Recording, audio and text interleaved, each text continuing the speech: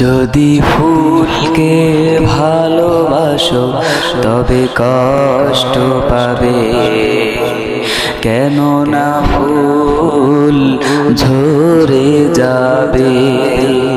যদি মানুষকে ভালোবাসো তবে কাঁদতে হবে, কেন না মানুষ মরে যাবে।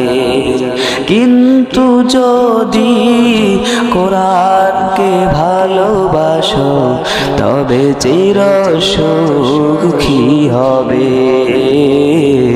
কেন না কোরআন তোমার জীবনে